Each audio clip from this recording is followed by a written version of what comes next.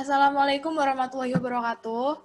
Kami dari kelompok 5 akan mempresentasikan hasil dari kelompok kami, yaitu tentang evaluasi antarmuka website Tokopedia menggunakan metode heuristik.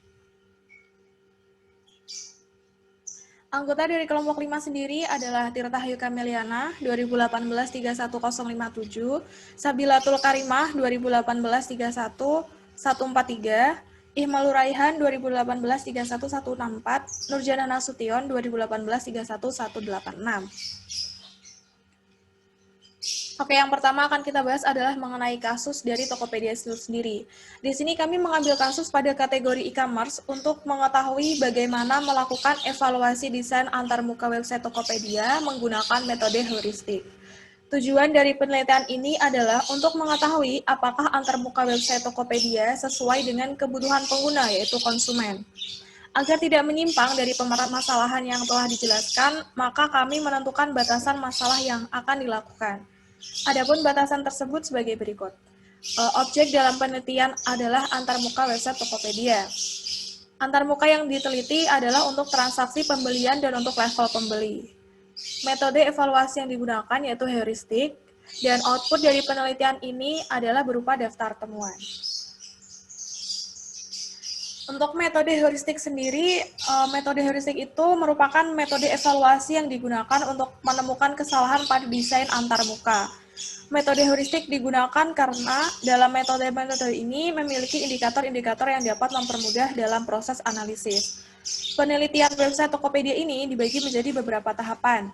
Tahapan tersebut meliputi studi literatur, skenario penelitian, evaluasi antarmuka, analisis hasil evaluasi antarmuka, rekomendasi perbaikan tampilan, dan tahapan terakhir pengambilan kesimpulan.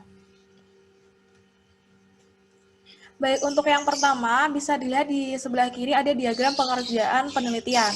Yang pertama itu adalah studi literatur. Studi literatur adalah proses untuk mencari sumber dasar teori yang akan digunakan dalam menunjang proses keberhasilan evaluasi antarmuka website Tokopedia. Dasar teori pendukung penulisan diperoleh dari berbagai sumber, yaitu jurnal, buku, serta beberapa website resmi yang berkaitan dengan topik penelitian. Dasar teori yang digunakan menjelaskan hubungan kecocokan antara objek yang diteliti dengan metode-metode yang digunakan. Yang kedua adalah skenario pengujian. Skenario pengujian itu digunakan untuk memaparkan rancangan rangkaian tugas-tugas yang nantinya tugas tersebut akan dikerjakan dalam proses pengujian. Perancangan rangkaian tugas-tugas akan dimulai dari tahapan paling sederhana hingga tahapan yang paling rumit.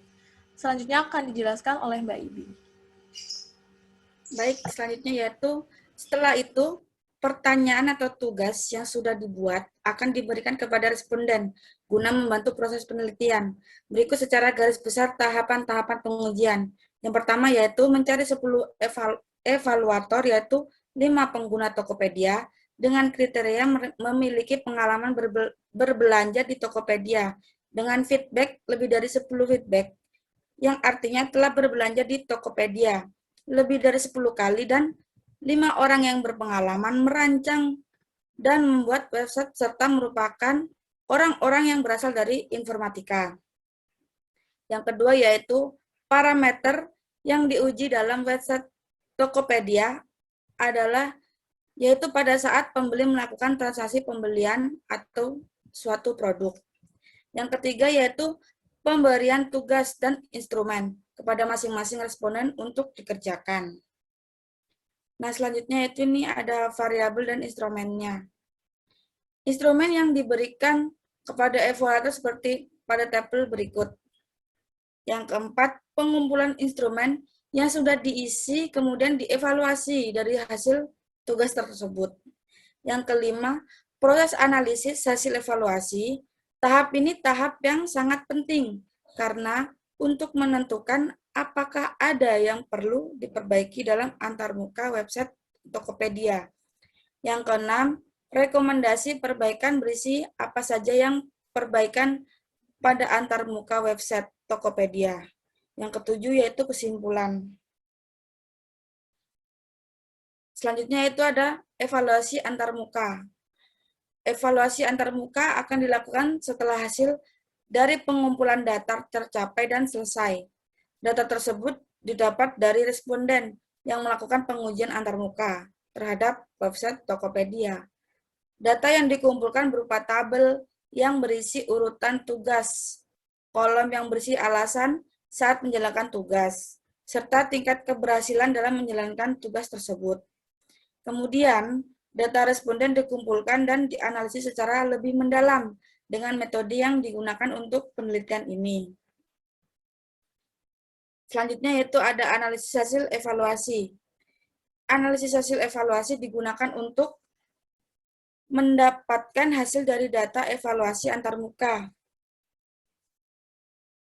yang telah terkumpul dan tersusun. Hasil akan menjadi acuan tentang apa saja yang perlu dibenahi dari antarmuka, objek penelitian, serta alasan mengapa perlu adanya pembahasan terhadap antarmukanya. Selanjutnya akan dilanjutkan oleh Ihmarul Raihan. Hasil dan pembahasan evaluasi heuristik bertujuan untuk mendapatkan hasil yang terukur tentang antarmuka dari website Tokopedia.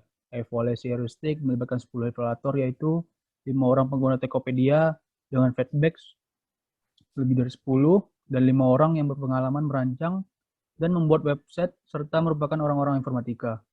10 orang ini dipilih karena berkompeten dalam memberikan penilaian melalui evaluasi heuristik. Dari pengujian yang dilakukan evaluator, maka didapatkan hasil evaluasi seperti yang terdapat pada tabel variabel dan instrumen berikut ini. Ini merupakan hasil evaluasi. Pada tabel ditemukan 3 masalah yang ditemukan oleh evaluator pada website Tokopedia. Masalah tersebut dapat dilihat pada tabel di bawah, yaitu visibility of system status. Permasalahannya, proses umpan balik yang dilakukan pada website membutuhkan waktu yang lama. 2. Match between system and the real world. Permasalahannya, penggunaan gambar yang kurang komunikatif. 3. Help and documentary. Permasalahannya, belum terdapat panduan secara online, belum terdapat tombol bantuan yang memudahkan pengguna.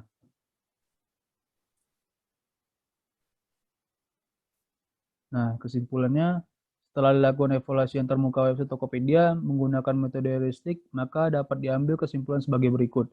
1. Berdasarkan pengujian heuristik website Tokopedia, ditemukan permasalahan pada 3 aspek, yaitu visibility of system status, match between system and the real world, dan help and documentation.